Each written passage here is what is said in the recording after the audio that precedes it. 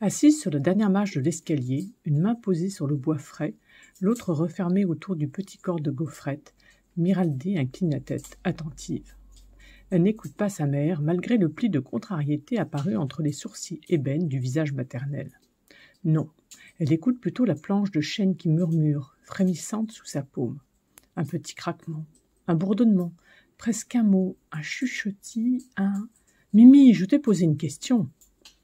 D'un mouvement vif du menton, Miraldé repousse en arrière son bouquet de tresses brunes et répond « Oui, maman. Aurais-tu touché à mon panier à champignons? Je n'arrive pas à mettre la main dessus. » Miraldé secoue la tête en silence. Sa mère continue de marmonner.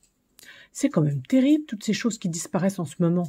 Hier, c'était le chapeau de pluie de Mémé Cassis, avant-hier le casse-noix de Pépédier et le jour d'avant les bottes de Tendrose. » Sous la main de la petite fille, le bois frémit. Le souvenir d'un pas pressé, léger, très léger, mais pas celui de Miraldé.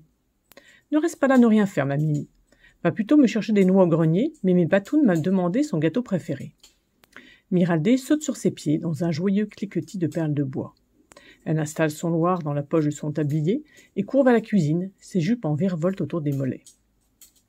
Arrivée dans la grande pièce tiède, elle s'immobilise le nez en l'air, les yeux fermés, et hume l'odeur délicieuse de feu de bois, où se mêle l'arôme de la soupe de légumes, le piquant de la cannelle, des biscuits laissés à refroidir sur le fourneau, la douceur des bouquets de lavande. « Que fais-tu là, renifler ma cuisine comme un petit chien ?» fait la voix faussement grondeuse de Mémé Cassis.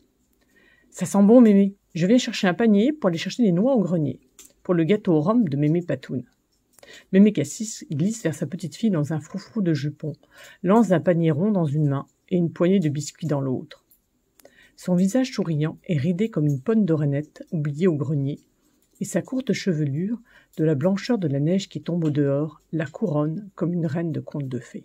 « Tiens, prends ça, et ça aussi !» ajoute-t-elle en ouvrant une main pleine de biscuits. « Vite, dans ta poche, avant que ta mère ne revienne. » Elle est partie chercher son panier à champignons comme si elle allait le retrouver. Les signes sont pourtant assez parlants, semble-t-il. Je me rappelle, quand j'avais ton âge, un hiver qui n'en finissait pas et les réserves de raisins secs qui fondaient comme neige au soleil. Et personne qui n'avoit rien. Mange, mon petit, mange. On ne se coupe pas l'appétit à ton âge, voyons. On grandit à la vue d'œil. Et ne laisse pas cette affamée tout dévorer dans ta poche. Elle est bien assez grasse et n'hiberne même pas. Toujours au chaud contre ton ventre, au lieu de courir les bois. Ce n'est pas naturel, ça. Une fois Mémé Cassis partie, il est inutile d'essayer de l'arrêter dans son élan, et Miraldé ne sait même pas. Elle se dresse sur la pointe des pieds et embrasse la joue brune, douce et fragile comme du papier de soie, puis saisit le panier, fourre les biscuits dans sa poche et pirouette sur ses talons. « Merci Mémé, à tout à l'heure Mémé, je dois me presser Mémé. » Miraldé repart au pas de course, une main enfouie dans la grande poche de son tablier, bien enroulée autour de Gaufrette pour lui éviter les rebonds. Ses nouveaux chaussons, brodés par Pépédier, tapote un joli petit bruit sur les parquets cirés. Tap, tap, tap, tap, tap, tap. « Où cours-tu comme ça ?» demande Pépé Tempête qui, sabot aux pieds, vogue à travers l'entrée comme un vieux navire. « Tu vas te briser tous les os menus à détaler comme un lapin. »« Je vais au grenier, Pépé !» Miraldé bifurque une glissade jusqu'à l'escalier et en galope les marches deux par deux.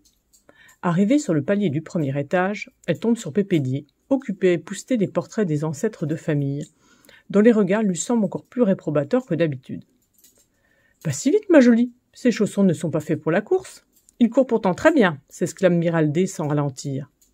Une cavalcade de plus l'amène au deuxième étage de la maison. Une porte s'ouvre et la haute silhouette de Diomire interrompt sa course. « Eh oh, petit oiseau, quel besoin de troubler le silence de ces dieux par ce tapage infernal !» Dans la pénombre, le sourire de Diomire jette des éclats blancs. « J'ai une mission, cher grand frère, je te prierai de me céder le passage, » répond Miraldé sur le même ton empoullé que celui adopté par son frère. « Bien, mais avant ça... Ha ha, j'en étais sûr !» D'un geste vif, Diomire a plongé la main dans la poche du tablier et la ressort pleine de biscuits. « Idiot, tu aurais pu faire mal à Gaufrette, elle aurait pu te mordre, elle aurait dû te mordre !» s'énerve la petite fille. Mais le rire de Diomire se perd dans les escaliers qui dévalent en sens inverse, et Miraldé reprend sa course vers l'escalier qui mène au grenier.